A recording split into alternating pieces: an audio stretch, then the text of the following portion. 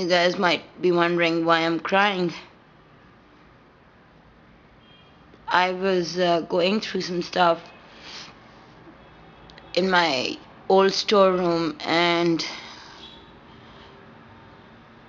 I just discovered this notebook.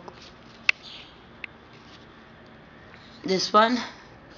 See this? Yeah.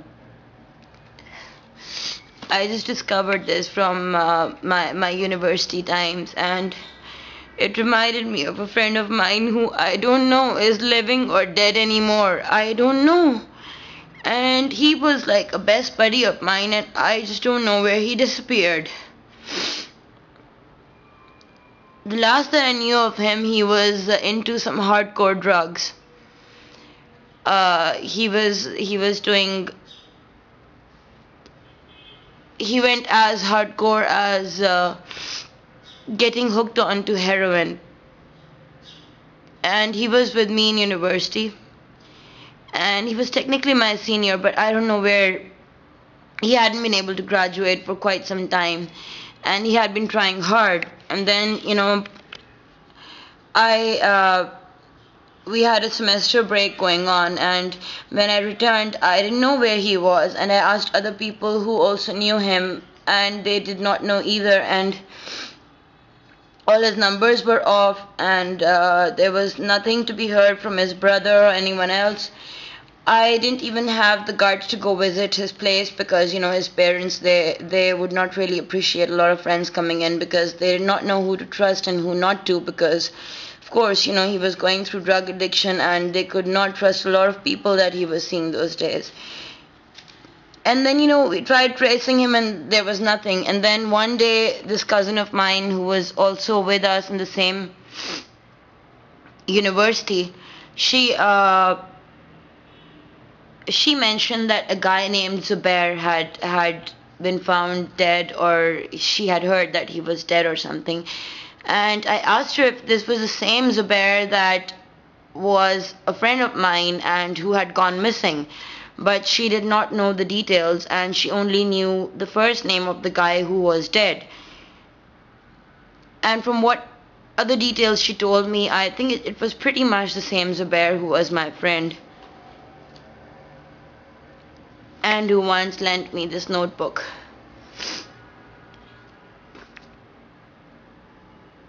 And I don't know, today after many years, going through my stuff, I found this notebook and I just thought of him, and I have no idea where he is and what happened to him. And he was such a nice guy, and he had so many issues going on in his life, and he would hardly share it with anyone else, but he would with me. And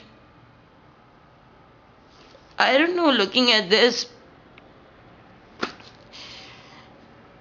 it just makes me wonder again today after all this time where he went,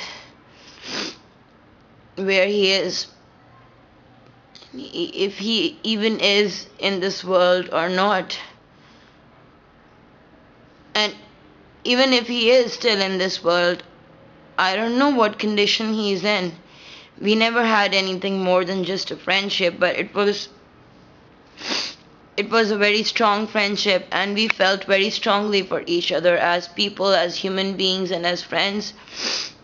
And today I don't know where this friend of mine is, and I just cannot help feeling bad. And if only I had known, I don't know, even then, I don't know if there is much I could have done, because he had become his own enemy. So when somebody is being their own enemy and their worst enemy, you can't really help them out, no matter, no amount of pleading or explanation or begging or, even anger. Nothing really helps such people unless they want to change for themselves. We tried different things. He never really came out of the addiction, and today I don't know where he is. This is the one thing, I've been used to a lot of ambiguity in life, but this one thing I cannot swallow, I cannot digest.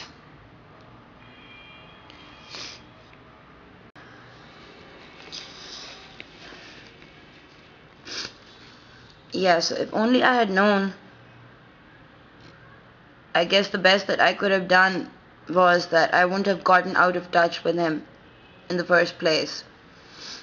Even though such people have a very strong tendency to just disappear, but I probably would have at least tried my level best not to lose touch with him.